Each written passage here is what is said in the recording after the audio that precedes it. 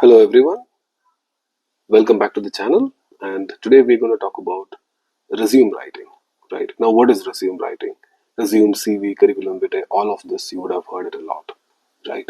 So in the recent days, like in 2024, 2025, we have seen a lot of layoffs. The larger organizations, they call it a RIF, reduction in workforce, right? I mean, we call it firing, right? A lot of people are losing jobs. That means a lot of people are in the market searching for their next jobs. That means the supply of candidates across the career. Let's say if you take software development, software engineers, product management, program management, any of that, even going into business careers, there are a lot many people applying for the same job.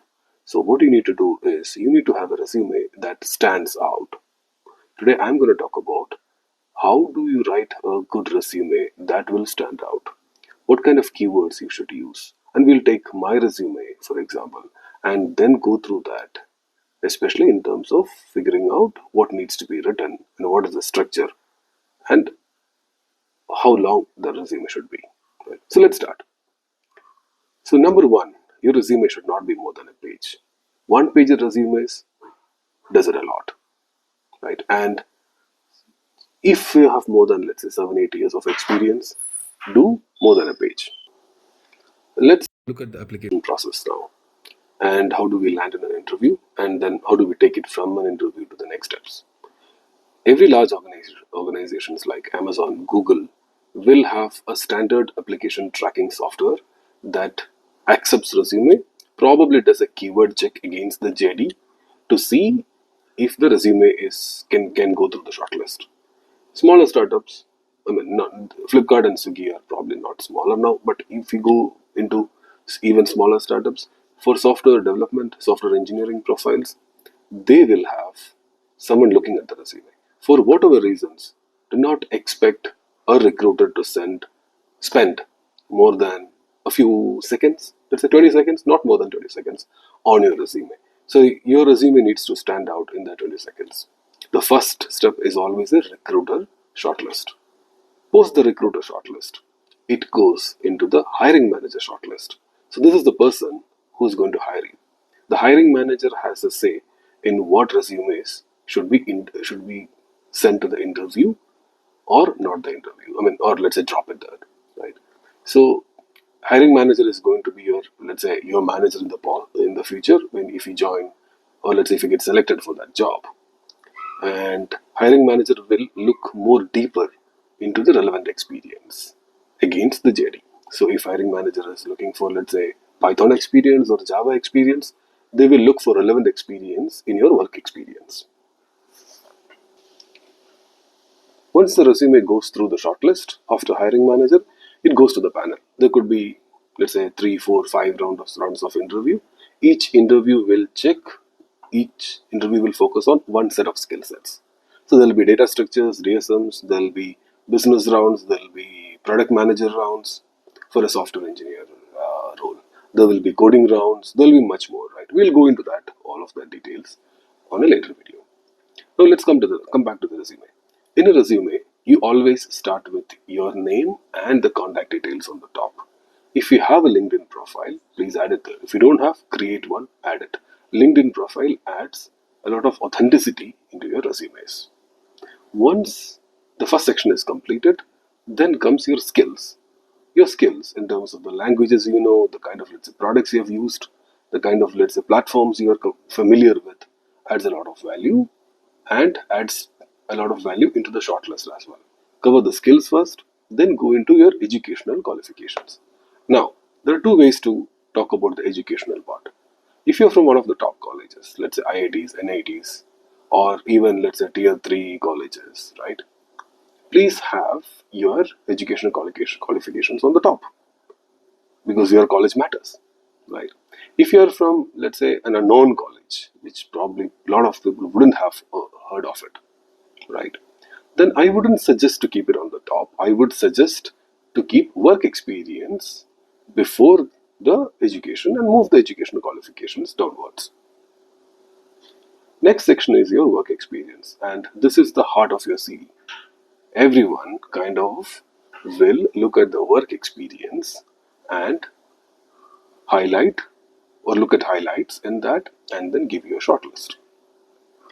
Now, there are power words, we call it power words, you should be using to highlight or as a starting point of your work experiences. Every work experience should have the company name, your title, which is Software Engineer 3, and the time you have spent in that company, followed by achievements and roles and responsibilities. Achievements are the things you've delivered, roles and responsibilities are the things you were managing on a daily basis. So, for example, roles and responsibilities for SD3s can include mentoring SD2s, which is software engineers tools. Right? Now, after writing all of this, now let's come to writing it at all. Right? When you write it, you start with power words. So, designed, built, implemented, conceptualized, and implemented. These are all power words. You start with that. That adds value into the credibility of the point you're making.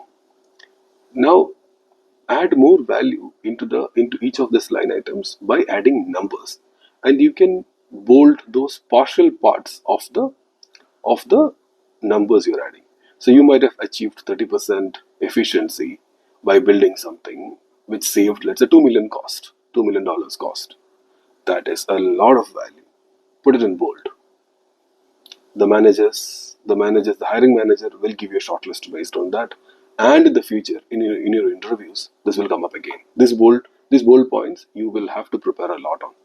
So every point you write on the CV, you have to be at least prepared to talk 2-3 minutes about that. So don't add fillers. Add your relevant experience. Now in the experience, you don't talk about the company. So if you worked for Amazon, you don't talk about Amazon. You talk about yourself. How you added value into Amazon. What systems did you build? What business value did it add? How many people did you mentor? How many people did you help in achieving goals? Right? And then add a little more data in terms of the skills and the languages you worked there when you were building that. So your recent experience goes first, then your next recent experience goes next. Every experience section, please add numbers, please bold them out if the numbers are good. I mean, you would know that. Please have achievements highlighted, role and added roles and responsibilities. If you have been promoted, please highlight that. Let's say you became a SD3 via a promotion from SD2 in the first line itself. Promotions add a lot of value. Promotions in a smaller time window, let's say you spent 2 years and got promoted, adds a lot of value. Even in larger time windows, promotions add a lot of value. Coming down, the next section, please add your projects. Now, you can skip projects if you have a lot of experience, or if you think the projects are either your side projects or your, let's say, whatever projects you did in your college if you have lesser experience. But then follow the same format.